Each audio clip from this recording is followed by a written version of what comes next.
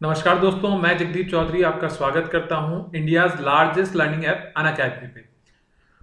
दोस्तों, ये मेरे बारे में इंट्रोडक्शन है। जो लोग मेरे को नहीं जानते हैं प्लीज़ इससे गो थ्रू हो जाइएगा। थोड़ा बहुत मैं अपने बारे में बताना चाहूँ तो मैं एक्स प्रिवेंटिव ऑफिसर रहा हुआ हूँ कस्टम्स में और एक्स असिस्टेंट सेक्शन ऑफिसर भी रहा हुआ हूँ सीएसएस में।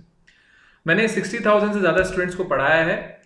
फिलहाल हम अब देख लेते हैं अनअकैडमी के बारे में। अनअकैडमी से आपको क्या क्या फ़ायदे होने वाले हैं वो देख लीजिए। चूंकि दोस्तों आप सभी जानते हो कि अनअकैडमी इंडिया का सबसे बड़ा लर्निंग ऐप है और यहाँ पे आपके पास में बहुत सारे वीडियोस जो हैं वो हैं जिनको आप देख के काफ़ी कुछ चीज़ें सीख सकते हैं। फिलहाल जिन भी लोगों ने अभी तक अनअकैडमी का एप्लीकेशन डाउनलोड नहीं किया है प्लीज़ डाउनलोड कर लीजिएगा, इंस्टॉल भी कर लीजिएगा ताकि आपको ये सारे फायदे मिल सके। अनअकैडमी पे लाइव क्लासेस होती हैं, स्ट्रक्चर्ड कोर्सेज हैं, लाइव टेस्ट एंड क्विजेज हैं और अनलिमिटेड एक्सेस ऑफ कंटेंट है, यानी कि बहुत सारे टीचर से आप सिंगल टाइम में पढ़ सकते हैं। तो ये सारे फायदे हैं जो आप इसका सब्सक्रिप्शन लेते हैं तो होता है। टेलीग्राम ऐप जो है वो इस लिंक पे जाके आपको मिलेगा ताकि आपको कोई दिक्कत आए तो वहां पे आप पूछ सकते हैं, कोई भी डाउट हो, कोई कंटेंट चाहिए हो वो वहां से आपको मिल जाएगा। सब्सक्रिप्शन के बारे में बात करते हैं तो ये हमारे पैकेजेस हैं। ये आपका 12 महीने का यानी कि 1 साल के पैकेज का प्राइस है और ये आपका 24 महीने यानी कि 2 साल का प्राइस है। एज कंपेयर टू इस प्राइस के अगर इस प्राइस को देखेंगे तो ये आपका डिस्काउंटेड प्राइस है। और डिस्काउंट कैसे मिलेगा दोस्तों, अगर आप JC10 मेरा कोड जो है रेफरल कोड है उसको यूज करेंगे, यहाँ फिल करेंगे, प्रोसीड टू पे करेंगे तो ये वाला जो प्राइस है 6,000 ये 5,400 रुपए आपका लगेगा, जो कि मंथली 450 रुपए आसपास होगा। बट फिर भी मैं दोस्तों रिकमेंड करूंगा 24 महीने का प्लान, बिकॉज यहाँ पे 450 यहाँ 270 रुपए महीना है तो बहुत बड़ा डिफरेंस है। तो आप JC10 कोड यूज कीजिएगा और आप ये सब्सक्रिप्शन ले सकते हैं। चलिए हमारा टॉपिक स्टार्ट करते हैं। तो थोड़ा सा मैं आपको ब्रीफ बता देता हूं कि हम जो है डेली हमारी इस सेशन में रोजाना 11 क्वेश्चंस 11 12 13 क्वेश्चंस के आसपास हम रोज करेंगे और ये क्वेश्चंस प्रीवियस ईयर के एसएससी मेंस एग्जाम्स में आए हुए हैं। बहुत ही शानदार क्वेश्चंस हैं, तो अगर आप इनको डेली बेसिस पे देखेंगे तो आपकी बहुत अच्छी तैयारी हो पाएगी। तो चलिए देख लेते हैं। पहला क्वेश्चन है हमारा, जब किसी वस्तु की कीमत में 25% की कमी की गई तब उसकी बिक्री में X% की वृद्धि हो गई। यदि राजस्व प्राप्ति में 20% की वृद्धि होती है तो X का मान क्या होगा। चलिए ट्राई कीजिए क्या हो सकता है इसका क्वेश्चन। ये मेंस 2018 में पूछा हुआ सवाल है, रिसेंटली पूछा हुआ सवाल है, तो बहुत ही अच्छा क्वेश्चन है। आई थिंक भी आप सब लोग इजीली क्वेश्चन कर पाएंगे। कई लोगों को दिक्कत होती है तो उसके लिए मैं आपको एक छोटा सा कंसेप्ट बताता हूं इसमें कि हम अगर किसी भी चीज को परचेज करते हैं तो उससे जो रेवेन्यू जनरेट होता है उसमें 2 फैक्टर बहुत इंपॉर्टेंट रोल प्ले करते हैं। पहला तो होता है प्राइस और दूसरा होता है आपके पास में उसकी सेल। इन दोनों को मल्टीप्लाई किया जाए तो हमारे पास में आएगा रेवेन्यू। अब प्राइस में 25% की कमी की गई है तो प्राइस का मतलब होता है 1/25% का मतलब क्या होता है 1/4 कमी की गई है। इसका मतलब पहले प्राइस 4 थी तो अब प्राइस कितनी कर दी हमने 3। क्लियर। उसकी बिक्री में X% की वृद्धि हुई, इसका हमें पता नहीं है, लेकिन रेवेन्यू में 20% का इंक्रीमेंट हुआ है। 20% का मतलब होता है 1/5 और इंक्रीमेंट हो रहा है तो 5 to 6। क्लियर।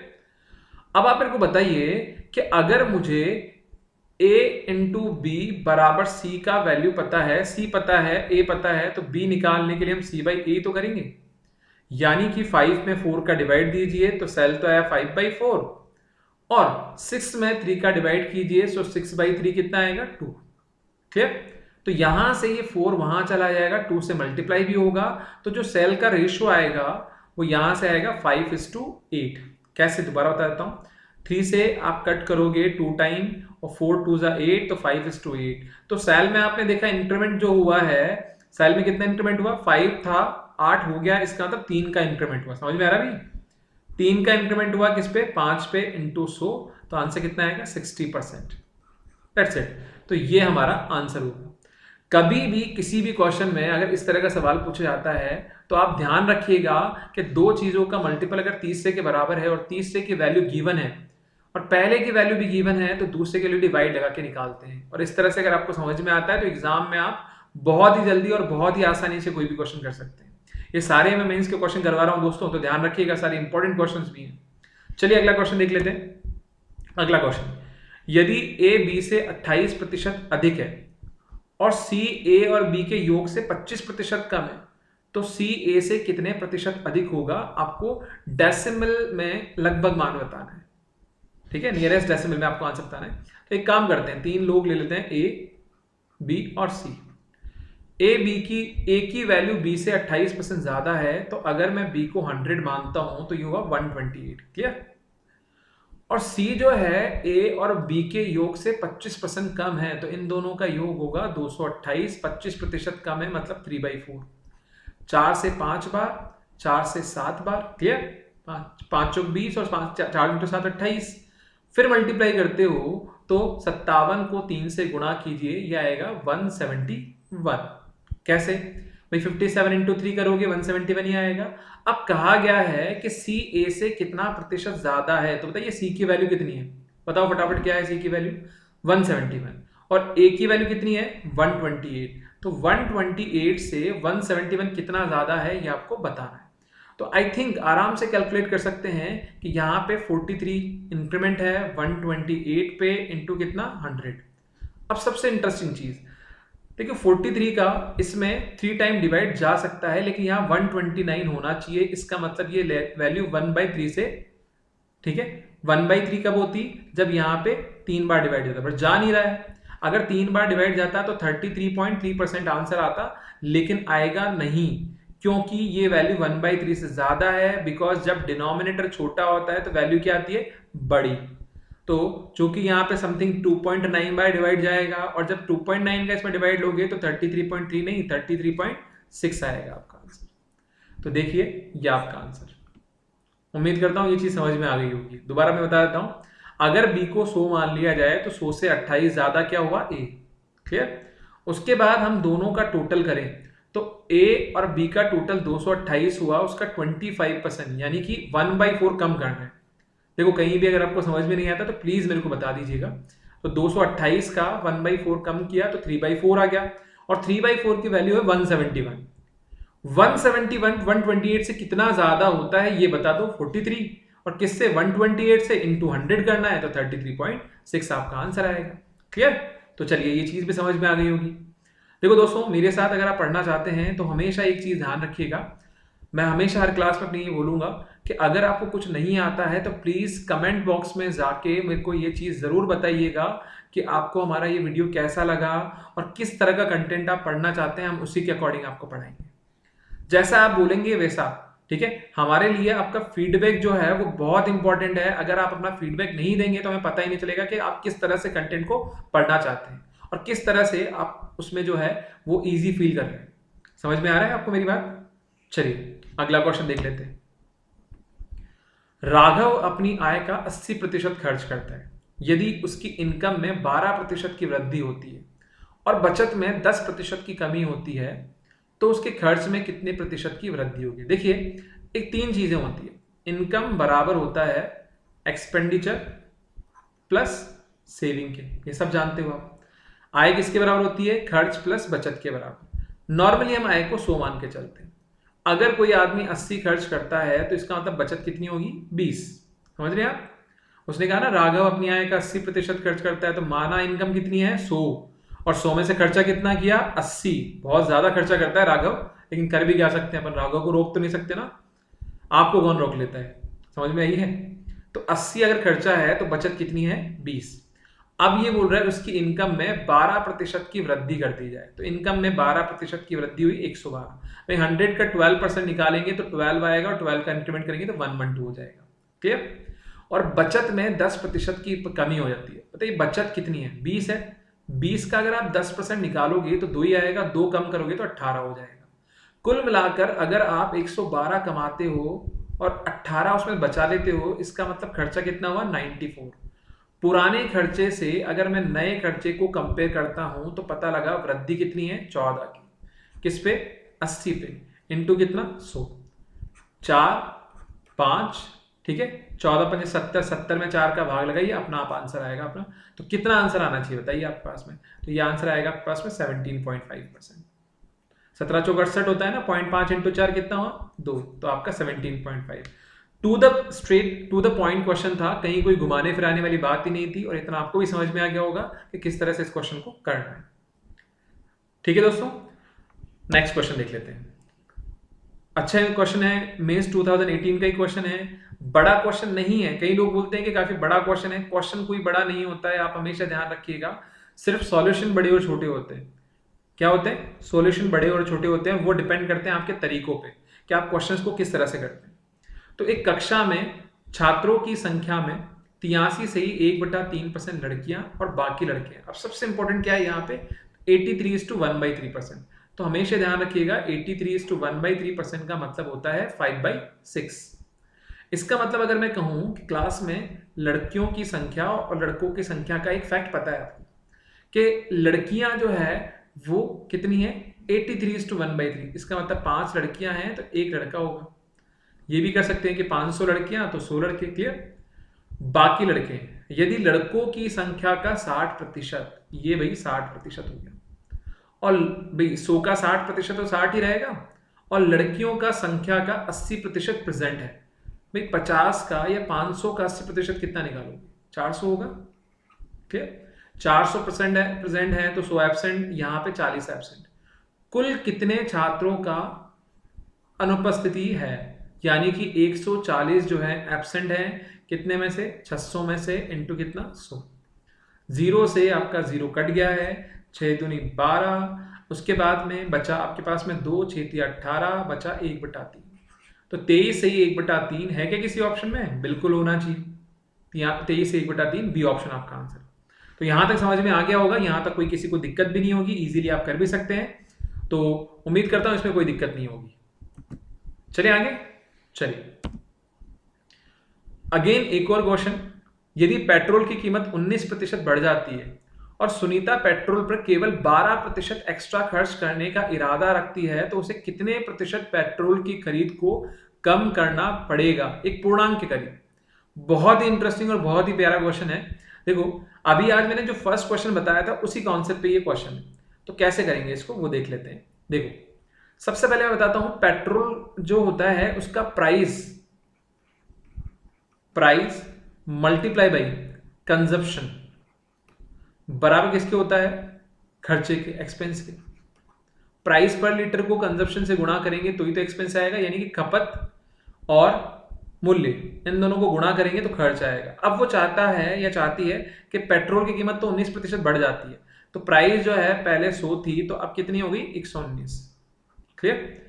और पेट्रोल पर खर्चे को केवल 12% बढ़ाने का इरादा रखती है, यानी कि पहले खर्चा 100 था तो अब वो चाहती है कि 112 हो। क्लियर? हमें कहा गया है कि कितने प्रतिशत पेट्रोल की खरीद को कम करना पड़ेगा, यानी कंजप्शन कितना कम करना पड़ेगा। तो मैंने कहा था कि जब आपको ये दोनों पता होते हैं तो ये मल्टीपल में आता है, लेकिन अगर रिजल्टेंट पता हो और एक वैल्यू पता हो तो दूसरी वैल्यू निकालने के लिए इसका इसमें डिवाइड लगाएंगे। तो बताइए 100 का अगर 100 में डिवाइड लगाते हैं तो कितना आएगा? 1, और इसका इसमें डिवाइड लगाते हैं तो आप यहां सिंपल से काट सकते हैं।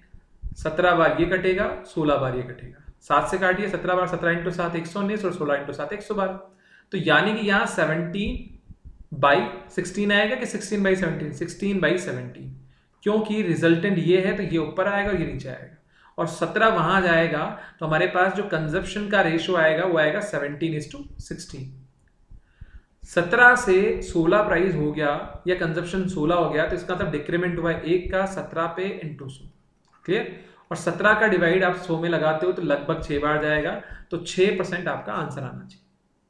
क्लियर?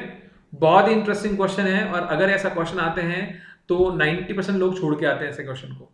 देखिए कई लोग बोलते हैं कि पेपर कितना टफ होना चाहिए, पेपर कितना इजी होना चाहिए, थोड़े डिपेंड करते हैं कि किसी भी एग्जाम में सिलेक्शन के लिए जितना ज्यादा पेपर टफ बनता है उतना ही ज्यादा अच्छा होता है पढ़ने वाले स्टूडेंट्स के लिए, और जितना पेपर इजी होता है उतना ही बेकार होता है पढ़ने वाले स्टूडेंट्स के लिए। तो हमेशा दुआ करो कि पेपर थोड़ा टफ ही आए, क्योंकि टफ जो पेपर है वही आपकी जो पोटेंसी है, जो आपके पास में अगर हम बात करते हैं आपकी कैपेबिलिटी है, वो जज कर पाएगी।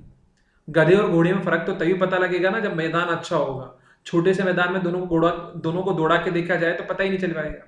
इसलिए उम्मीद करो कि पेपर थोड़ा टफ आए ताकि आपकी मेहनत का आपको फल मिले। तो मैं एक बार क्वेश्चन और रिपीट कर देता हूं। कंजप्शन में क्या चेंज होगा नहीं पता, प्राइस में मुझे पता है कि 100 से 119 हो गया, 19% की वृद्धि हुई है। एक्सपेंस जो है वो 100 से 112 हुआ है क्योंकि 12% की वृद्धि हुई है।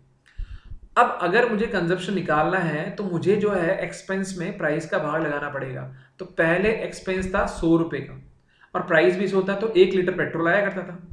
अब पेट्रोल जो है उसका प्राइस हो गया 119 रुपए लीटर और 112 मेरे पास है, तो पूरा 1 लीटर नहीं आएगा। तो 112 में 119 का भाग लेने पर 16/70, दोनों का एलसीएम लेने पर 17 यहाँ चलाया गया। तो 17 पहले का कंजप्शन था, 16 आज का, तो 1 की कमी हुई, 17 पे इंटू 100। तो नेक्स्ट राउंड ऑफ में आपके पास में 6% का आएगा, ये आपका आंसर। बहुत प्यारा क्वेश्चन था, दोबारा देख लीजिएगा इसको। फिलहाल नेक्स्ट क्वेश्चन, एबीसी अपनी आय का क्रमशः 80%, 85%, 75% खर्च करते हैं। यदि उनकी बचत का 8:9:20 हो, बचत का अनुपात क्या, 8:9:20 हो, तो एसी के आय का अंतर 18,000 हो, तो बी की आय क्या होगी। बहुत ही मजेदार क्वेश्चन है। अगर ऐसा क्वेश्चन आता है तो विद इन अगेन आप 1 मिनट तो मैक्सिमम टाइम है, 30 सेकंड में भी आप इस क्वेश्चन कर सकते हैं। करना क्या है वो समझाता हूं मैं आपको। हमें जो दे रखा है वो सेविंग का रेशियो दे रखा है और ये हमें इनकम का खर्चा दे रखा है। तो देखिए किसी भी आदमी की इनकम 100% होती है तो 80% खर्चा है, तो बचत कितनी होगी, 20%। यहाँ इसकी बचत कितनी होगी, 15%, और यहाँ इसकी बचत कितनी होगी, 25%। क्लियर, ये आ गई इन सबकी बचत। अब अगर मैं कहूं कि आपको इनकी इनकम का रेशियो निकालना है तो एक काम करिए, बताइए एक ही इनकम जो है वो कितनी है, एक ही इनकम कितनी है भाई, 100% ना। तो 100% का मान कैसे निकालेंगे समझाता हूँ भाई। 8 बराबर है 20 के, तो 100 से गुणा कीजिए, 8 डिवाइडेड बाई 20 इंटू 100। सिमिलरली यहाँ पे बी की सेविंग 9 जो है 15% के बराबर है, तो 9 बराबर है 15 के, तो यहाँ भी 100 से गुणा कीजिए। और सी का निकालना है तो अब पता लग ही गया होगा कि 20 बराबर है 25% के, इंटू 100 से गुणा कीजिए। और चूंकि रेशियो निकालना है तो ये 100 का कोई सेंस था ही नहीं, तो अगली बार ऐसा क्वेश्चन आया तो नहीं लिखना है। 5 से 3 बार, 5 से 5 बार, और 5 से कितनी बार, 4 बार। 4 से आपने 2 बार कट कर दिया, और 3 से 3 बार कट कर दिया, और 5 से 4 बार कट दिया।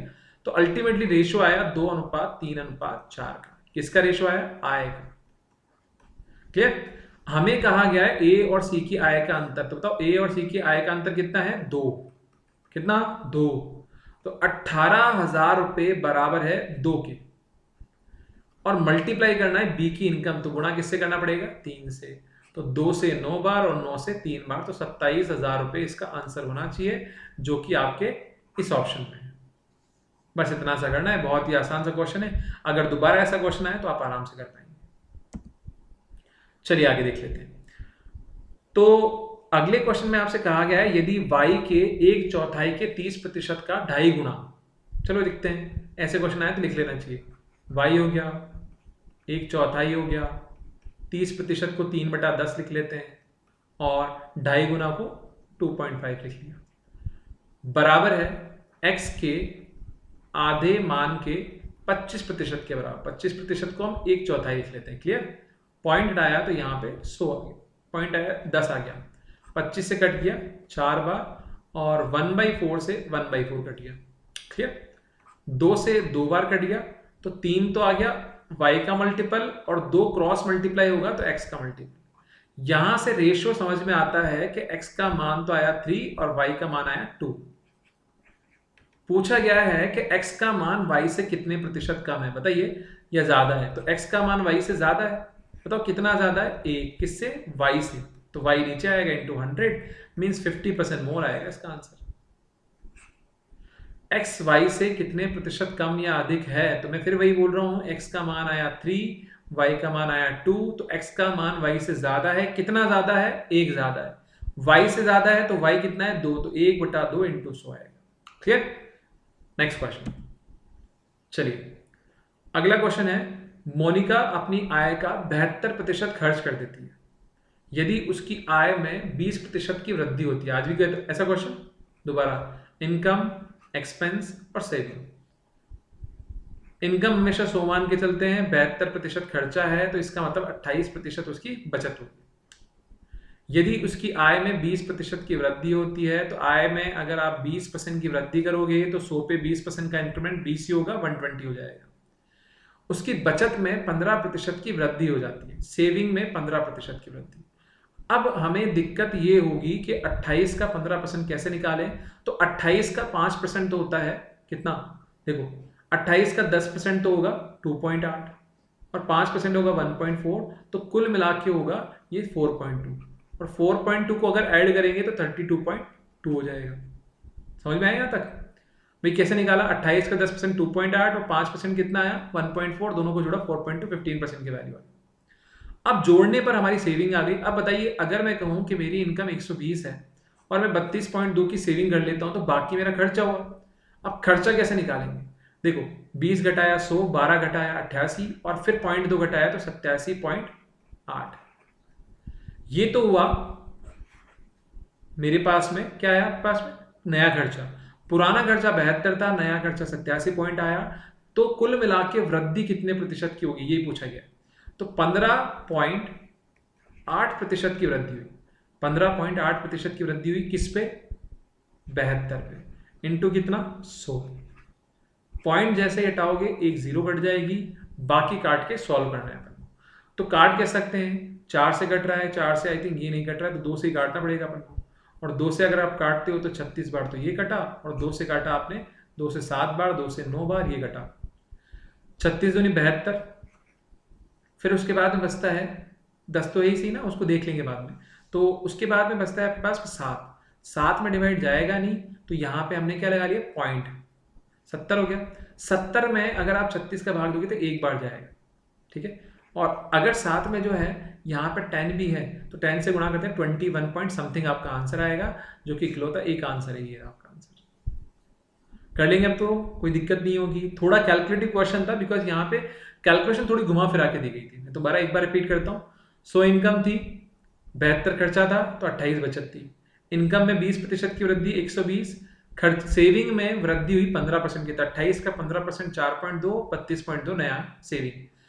इनकम में से सेविंग घटाई तो नया खर्चा आ गया। नया खर्चा पुराने से कंपेयर किया तो 15.8 की वृद्धि 72.2। That's it. Next question. Amala की आय विमला की तुलना में 20% अधिक है और कमला की तुलना में 20% कम भी है। तो अगर कमला की आय 4% कम हो जाती है और विमला की आय से 10% बढ़ जाती है तो कमला की आय विमला से निकटतम प्रतिशत कितनी होगी? बहुत घुमा फिरा के सवाल दिया गया है। 3 लोग हैं यहाँ पे, अमला, विमला और कमला, ठीक है। अमला की आय विमला की तुलना में 20% अधिक है। 20% अधिक है यानी कि 1/5 अधिक है, यानी कि 6/5 का रेशो आएगा। और कमला की तुलना में 20% कम है। 20% कम है मतलब 4/5 का रेशो आएगा। तो क्यों ना यहाँ पे एक जो वैल्यू आएगी वो 6 और 4 का मल्टीपल होना चाहिए, तो क्यों ना इसको 24 मान लेते हैं। अब जब इनका कंपेयर करते हैं तो एक ऐसे संख्या सोचिए, 6 बराबर 24 के है। दोबारा सुना, 6 बराबर 24 के, तो 1 का मान 4, 4 को 5 से गुणा किया 20। अब आप देखेंगे तो अमला की आय जो है विमला की तुलना में 20% ज्यादा होगी, ठीक है। नेक्स्ट, अब कमला से कंपेयर करते हैं तो 4 का मान जो है 24 के बराबर कीजिए। तो 4 का मान 24 के बराबर, तो 1 का मान 6, 1 का मान 6 और 1 का मान 6 है तो 5 का मान 30। 30 का 20% कम करोगे तो अमला की इनकम आएगी। तो यहां से ये रिलेशन समझ में आता है। अब ये बोल रहा है कि अगर अमला की आय 4% कम हो जाए, ठीक है, कमला की 4% कम करोगे तो 1.2 कम होगा, 4 या 12 करके, और 1.2 कम करोगे तो 28.8 हो जाएगी। और विमला की इनकम 10% बढ़ जाए, इसका 10% बढ़ाओगे तो 2 बढ़ेगा, और 2 बढ़ेगा तो 22 हो जाएगा। तो कमला की आय विमला से निकटतम कितने प्रतिशत अधिक हो जाएगी? तो 22 से 28.8 ज्यादा होता है 6.8। किससे? 22 से। इंटू कितना? 100। पॉइंट आएंगे, जीरो कट रहा है 2 से 11 बार, 2 से आपके पास में कितनी बार कट रहा है? 34 बार। 34 को 10 से गुणा कीजिए, 340, और 340 में 11 का भाग, 11 या 33, बचा 1, 10 में मान के चलते हैं कि एक बार पूरा पूरा जा रहा है। तो ये निकटतम पूर्णांक में आपका 31 आंसर। दोबारा देखिएगा, मैं फिर दोस्तों वही बोल रहा हूँ, कैट का क्वेश्चन है तो कैलकुलेशन तो इन्वॉल्वमेंट होगी, बट इतनी भी कैलकुलेशन नहीं थी कि आप कर ना पाए। तो ये आपका क्वेश्चन था। अगला, एक परीक्षा में 52% विद्यार्थी इंग्लिश में फेल हुए और गणित में 42%। तो वेन डायग्राम का क्वेश्चन है। 52% इंग्लिश में, गणित में कितने फेल हुए? 42%।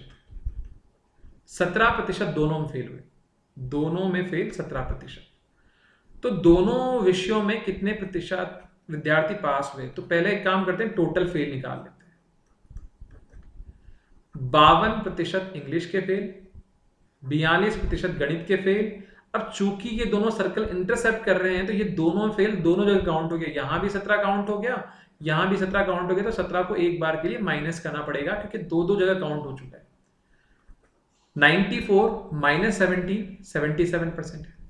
77% बच्चे फेल हुए हैं ईदर 1 और 2 सब्जेक्ट, और 77% बच्चे फेल हुए हैं तो पास कितने हुए होंगे? 23% पास इन बोथ। ये आपका आंसर। बहुत ही सिंपल सा क्वेश्चन है भाई। अगर 52% बच्चे जो है वो इंग्लिश में फेल हुए, 42% मैथ्स में और 17% दोनों में, तो दोनों में फेल इधर भी था इधर भी था, दोनों जगह जुड़ गया तो एक जगह से माइनस कर दिया। फिर उसके बाद माइनस करने के बाद 77% जो बच्चे आए हैं वो फेल हैं कहीं ना कहीं, तो बाकी के 23% बच्चे कहीं नहीं फेल है, वो इस तरह से आएंगे और 23 आएगा 100 में से 77 घटाने पर। उम्मीद करता हूं ये कर लेंगे आप क्वेश्चन। नेक्स्ट क्वेश्चन, मीना एक परीक्षा में 40% स्कोर करती है और समीक्षा के बाद यानी कि रिव्यू के बाद उसका स्कोर 50% बढ़ जाता है ये परसेंटेज में, तो 40 का 50% निकालोगे तो 20 इंक्रीज होगा, 20 इंक्रीज होगा तो 60 आएगा। ठीक है, नेक्स्ट। फिर बोल रहा है वह 35 अंकों से फेल हो जाती है, अभी भी वह 35 मार्क्स से फेल है। ठीक है, यदि उसका उत्तर समीक्षा स्कोर 20% बढ़ा है, मान लीजिए स्कोर और 20% बढ़ गया, तो अगर मैं 20% निकालता हूं तो 12 बढ़ेगा और 12 बढ़ेगा तो 72%। इस पे वो पास हो जाती है, इस पे तो वो फेल हो रही है, इस पे वो पास हो रही है। पास कितने से? 7 मार्क्स से। तो देखिए, अब पूछा गया परीक्षा पास करने के लिए आवश्यक प्रतिशत अंक क्या होंगे। तो एक सिंपल सा कॉन्सेप्ट बताता हूं। देखो, यहां से यहां तक का डिफरेंस ये मार्क्स और ये मार्क्स जोड़ने पर आता है हमेशा। तो 35 और 7 42 मार्क्स जो हैं उनसे पता लगता है कि इनका डिफरेंस है, और 60% और 72% का डिफरेंस कितना होता है? 12 इंटू कितना करेंगे? 100%। तो इससे परीक्षा के मार्क्स पता लग जाएंगे। 6 दूनी 12, 6 सत्ते 42 और 2 से काटा 50 बार तो 350। 350 मार्क्स का टोटल है, ग्रैंड टोटल। अब मिनिमम पासिंग मार्क्स कितने होते हैं वो बता देता हूं मैं आपको। भाई सबसे पहले तो आप ये देखिए, 42 मार्क्स अगर 12% के बराबर है तो 60% की वैल्यू निकाल के, और चूंकि 60% बच्चा फेल हो रहा है 35 और जोड़ दीजिए ताकि वो पास हो सके। 12 पंजे 60, 42 into 5 210 plus 35 245। 245 minimum passing marks है 350 में से इंटू 100 कर लीजिए आप। पॉइंट से पॉइंट, 7 से 5 बार, 7 या 21 बचा आपके पास में, 7 पंजे 35, 5 से 7 बार और 7 को 10 से गुणा कीजिए, 70%। दैट्स इट, ये आपका आंसर। तो उम्मीद करता हूं कर लेंगे, इस क्वेश्चन में कोई दिक्कत नहीं आएगी। तो ये था हमारा आज का वीडियो। उम्मीद करता हूं आप सभी लोगों को पसंद आया होगा, और अगर पसंद आया तो जरूर शेयर भी कीजिएगा और लाइक भी करना है। यहाँ बेल आइकन है वो जरूर दबाइएगा। ये मेरा कोड है JC10। अगर आप अनअकैडमी का सब्सक्रिप्शन लेते हैं, जो मैं रिकमेंड करता हूं कि हमेशा 2 साल का लीजिए, तो प्लीज ये कोड यूज कीजिएगा और चैनल को सब्सक्राइब जरूर कर लीजिएगा, शेयर आपको करना ही है। ये मेरा टेलीग्राम का लिंक है, अगर आप कोई भी क्वेश्चन पूछना चाहते हैं तो प्लीज मुझे बताइएगा। Thank you so much, have a nice day.